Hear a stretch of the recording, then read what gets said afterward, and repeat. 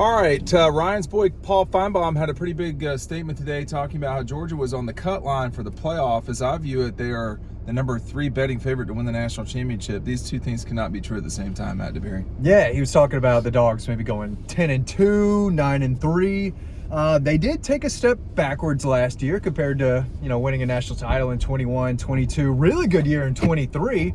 And yeah, things weren't all that great a lot of the times. There was a lot of rock fights, a lot of knife fights.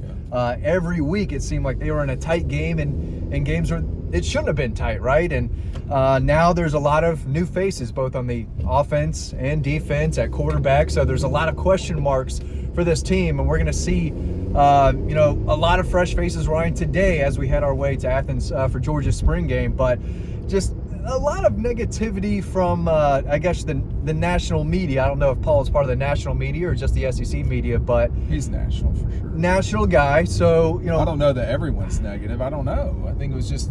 Seems like there's a lot, but what are people positive about right now? Yeah, Tennessee. There's not a whole lot of positivity going on with Tennessee. Just a weird landscape in college football right now, Ryan, especially with what's going on at Tennessee. He said that they were going to go 10-2 or 9-3 and be on the cut line. Yeah, I don't think 10-2. I don't think. Go ahead. That's just an off-season statement. They were 10-2 last year. They weren't going to be on the cut line even if they did lose to Texas. They were going to be firmly in there. Yeah. And Texas, you look at it right now with Tennessee, you're not super faithful in that situation when they're dealing with the quarterback change as we speak. Alabama, I think there's a lot of mystery there.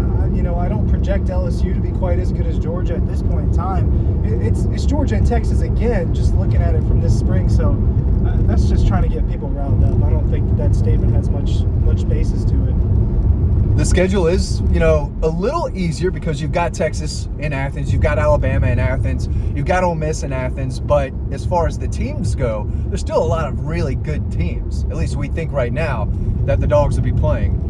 Tennessee, it looks like, has a very favorable schedule, and other teams do as well, but it won't be easy. It's not. Georgia's situation is not nearly as difficult as last year to me. Yeah. Now, they're not playing Clemson, a team that played in the playoff. They're not playing Alabama on the road, Ole Miss on the road, two teams that were literally borderline and got cut with the playoff.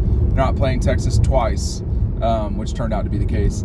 I don't think it's as hard at all. I don't think they're as good as they were.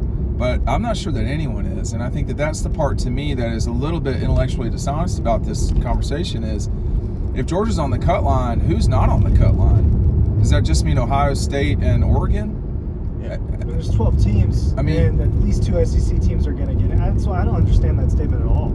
Are we sure Ohio State will be better than they were last year when they dominated teams in the playoffs? They will not be better than they were last year. Are we sure Oregon will be better? Are we really sure Texas will be better? Everyone assumes so, but we don't really know. I don't know that people are making that assumption. I think that the betting world, whether you look at MGM or FanDuel or whoever, betting world has basically 4 teams, and those don't include Alabama. Okay, so it's Georgia, Ohio State, Oregon, and Texas. Could Alabama win the national championship? Yes. New quarterback. Got some transition there. Could Ole Miss win a national championship? I don't think so. Florida.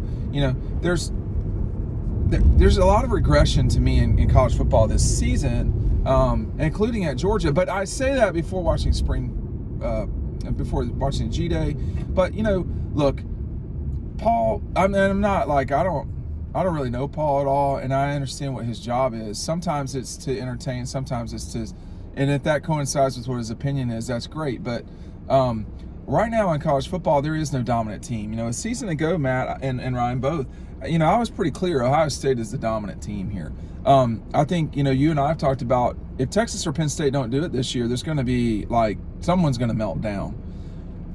I wouldn't necessarily say that either of those guys are going to win it. Go ahead. I think Clemson will be better than they were last year. I think that's true. But I'm not sure there are a whole lot of other teams. Maybe USC, but they're still trying to get back to good. Right now they're, I guess, above average, and it's tough out there. But, Ryan, does this seem like Kirby's been a little more concerned with how he's talked about this team this spring compared to the last few years at this time?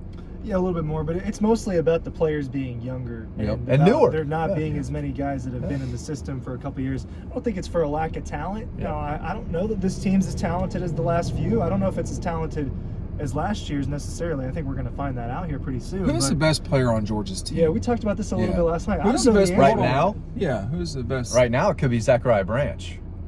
Okay. Maybe Nate Frazier. Maybe KJ Bolden. That was my answer last night. So that would quite clearly show that they are not as gifted at the top.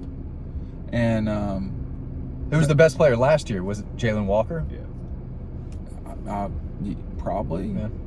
I mean, but anyway, go ahead, Ryan. You were rolling pretty good there. I don't remember what the question. Oh, he's a little bit more concerned. But you look around the country, and that's a lot of teams are dealing with turnover. All of those top teams are losing either their best player, their 2 or 3 best players, or just a ton of production. A lot of the really good teams are losing most of their offensive line. So Georgia's not unique in this position where they're going through transition. All of them are going, other than Penn State and Clemson, teams that are favored at the top, are going to have a different starting quarterback this season. I would not at all pick either of those teams to beat Georgia.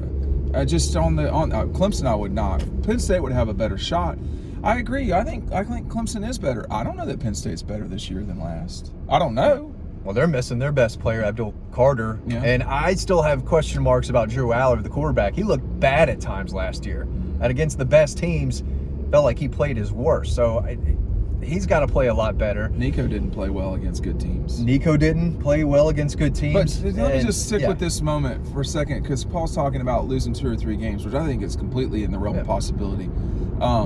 I think that, but I reject the puts you, well, okay, so maybe on the cut line, not below the cut line.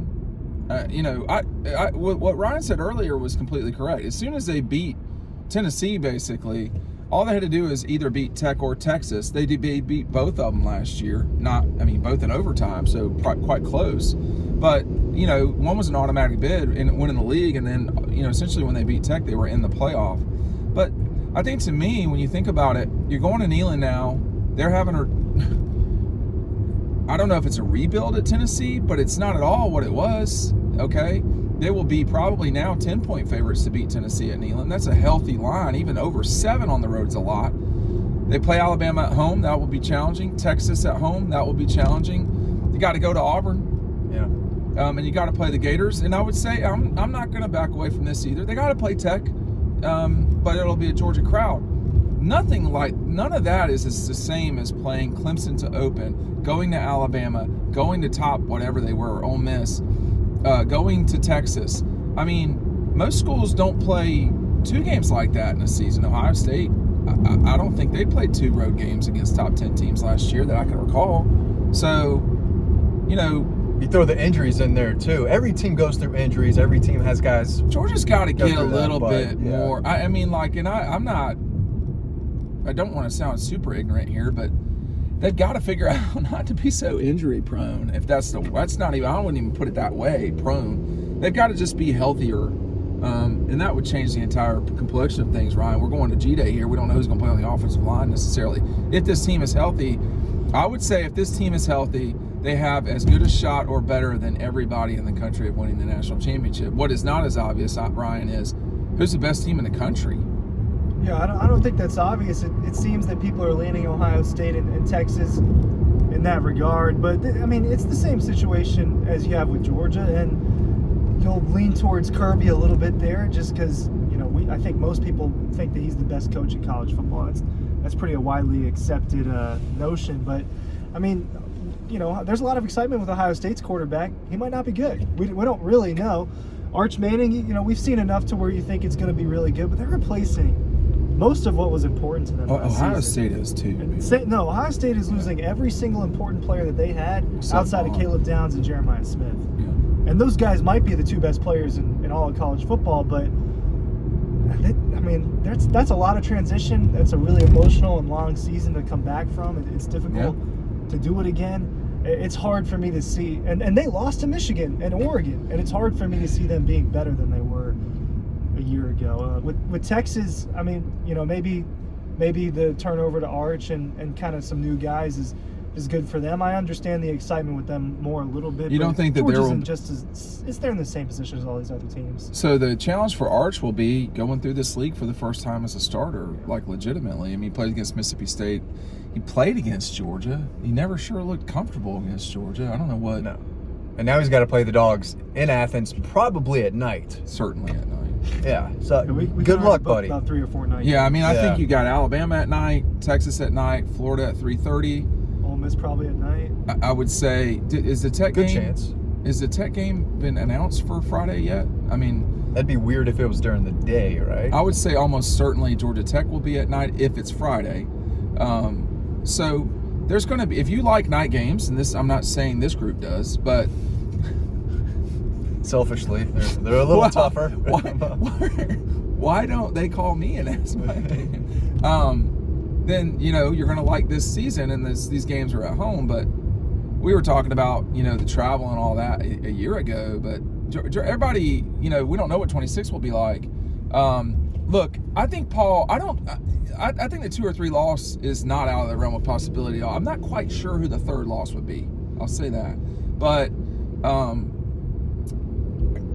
there are losses to be had for Georgia, but I'm not necessarily sure there's multiple losses. But the notion of being on a cut line with 2 losses for Georgia with the schedule they've got, even though it's easier, I just don't buy that very quickly because we got a police blockade up here. Yeah, I don't think it's a huge hot take, but the Dogs got to get it done, and we'll get a good look at them today, Ryan. Yeah, I mean, in terms of G-Day, I'm excited to just watch football in general, but there's a long way to go before I think we can really say with certainty, hey, this team is going to be on the cut line or something like that. I think all of the top teams are in the same position right now until we actually see them play. All right, thanks for watching.